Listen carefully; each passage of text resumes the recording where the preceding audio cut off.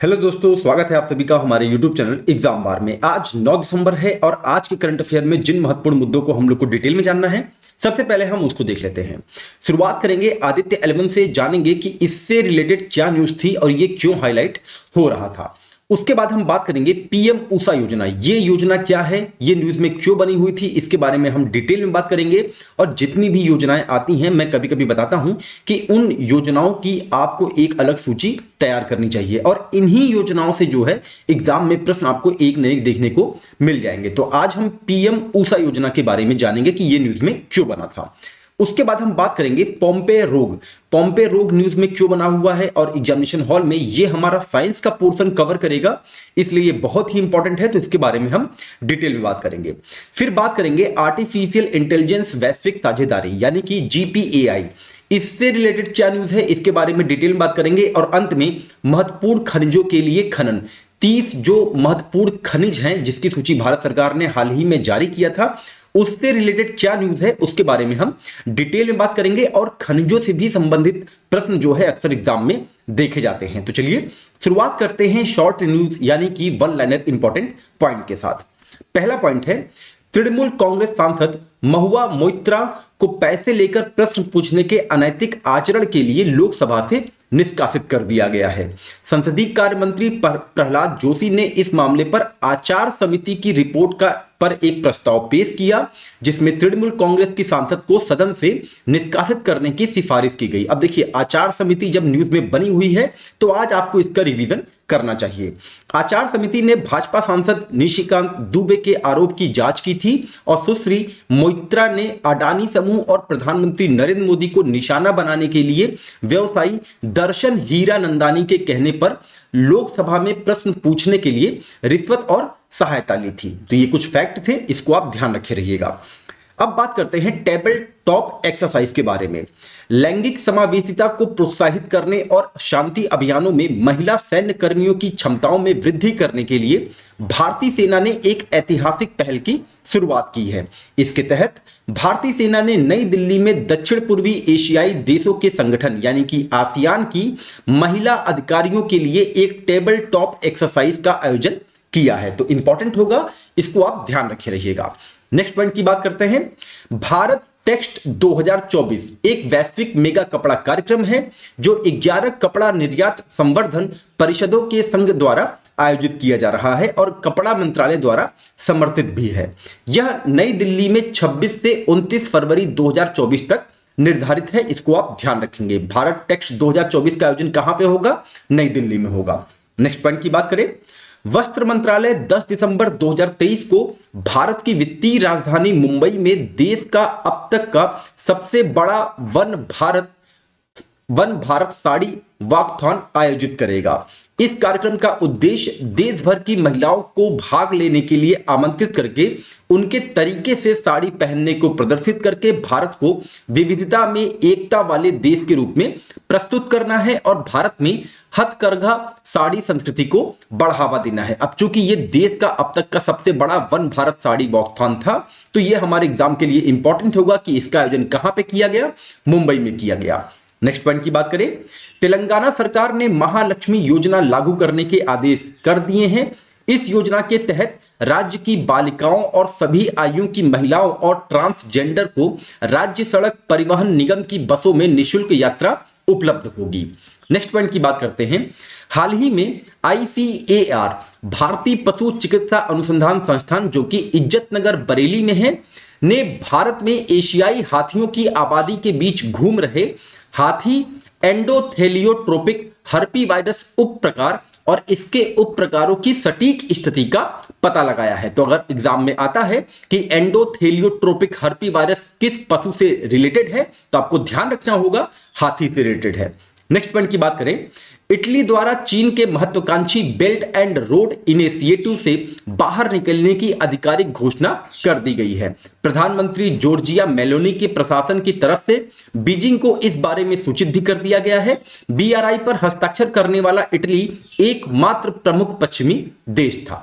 Next point की बात करें, इंडोनेशिया के उत्तरी मालुक प्रांत में ईबू ज्वालामुखी हाल ही में विस्फोट होता है, जिसके बाद अधिकारियों ने स्थानीय लोगों और पर्यटकों को इस क्षेत्र से दूर रहने की चेतावनी जारी की है। तो ईबू ज्वालामुखी का संबंध किस देश से है? इंडोनेशिया से है, इसको आप ध्यान रखेंगे।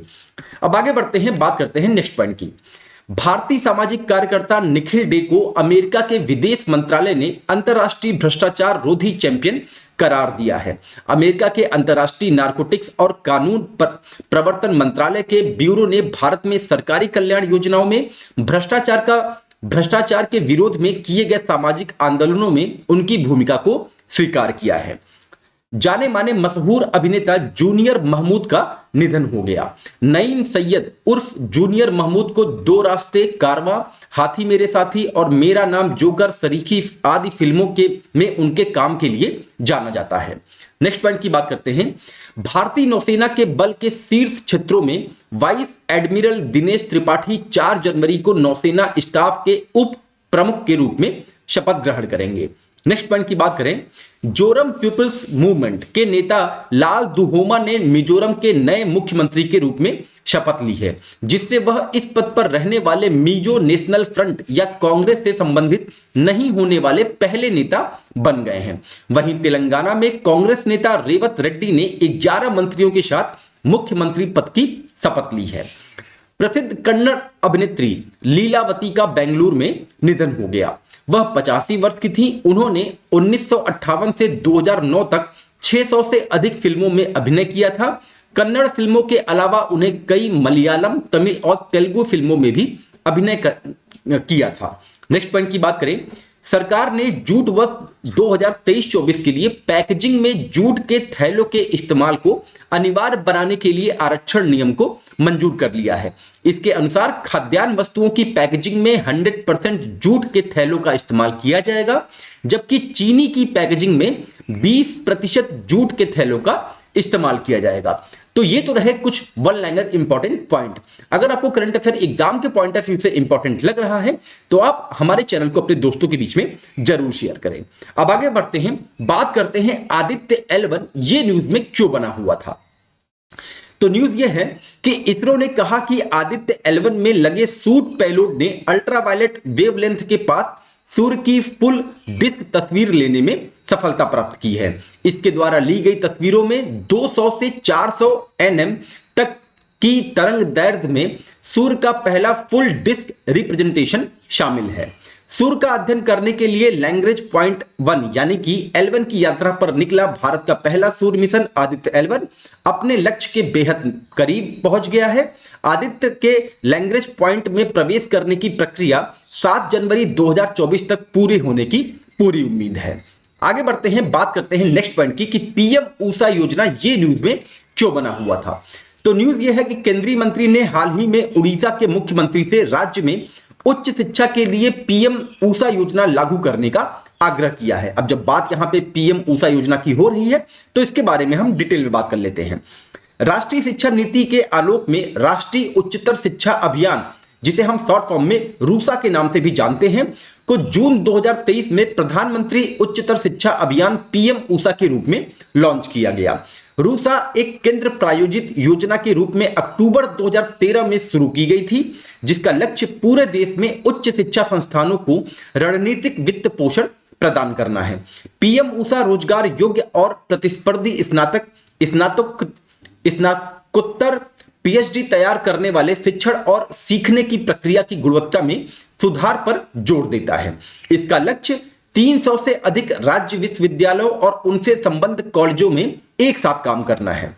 नेक्स्ट पॉइंट की बात करें, पोम्पे रोग। अब देखिए ये रोग जब न्यूज में बना है तो ये हमारा एग्जामिनेशन हॉल में साइंस का पोर्शन कवर करेगा, तो ये बहुत ही इंपॉर्टेंट है। न्यूज ये है कि भारत की पहली पोम्पे रोग रोगी निधि सिरोल का बीमारी से जूझने के बाद 24 वर्ष की आयु में पिछले महीने निधन हो गया, इसलिए ये न्यूज में बना हुआ था। अब इसके बारे में डिटेल में बात कर ले।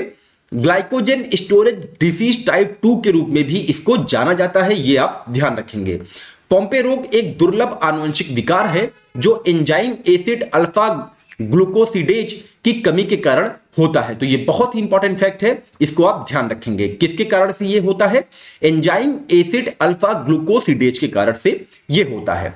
यह एंजाइम कोशिकाओं के लाइसोसोम के भीतर ग्लाइकोजन को ग्लूकोज में तोड़ने के लिए महत्वपूर्ण है। तो ये तो रहा पोम्पे रोग न्यूज में क्यों था उससे रिलेटेड कुछ फैक्ट। अब आगे बढ़ते हैं और बात करते हैं आर्टिफिशियल इंटेलिजेंस वार्षिक वैश्विक साझेदारी ये न्यूज में क्यों बना हुआ था। तो न्यूज ये है कि भारत 12 से 14 दिसंबर 2023 तक आर्टिफिशियल इंटेलिजेंस पर वैश्विक साझेदारी यानी कि GPAI शिखर सम्मेलन की मेजबानी कर रहा है। तो इसके बारे में कुछ डिटेल में बात कर लें। GPAI को जून 2020 में लॉन्च किया गया था, जिसका उद्देश्य AI से रिलेटेड प्राथमिकताओं पर अत्याधुनिक अनुसंधान और व्यवहारिक गतिविधियों का समर्थन करके AI पर सिद्धांत और व्यवहार के बीच के अंतर को पाटना है। वर्तमान में यूरोपीय संघ सहित इसके 28 सदस्य देश हैं, जिसमें भारत भी शामिल है। इसका सचिवालय आर्थिक सहयोग और विकास संगठन पेरिस में स्थित है, ये आप ध्यान रखेंगे। आगे बढ़ते हैं, बात करते हैं महत्वपूर्ण खनिजों के लिए खनन से रिलेटेड क्या न्यूज थी। तो सबसे पहले बता दें कि महत्वपूर्ण खनिज भविष्य के संसाधन हैं और देश के आर्थिक विकास और राष्ट्रीय सुरक्षा के लिए आवश्यक भी हैं। सरकार ने इनमें से 30 खनिजों की पहचान की है और भारत में उनके खनन के लिए एक कानूनी ढांचा भी तैयार किया है।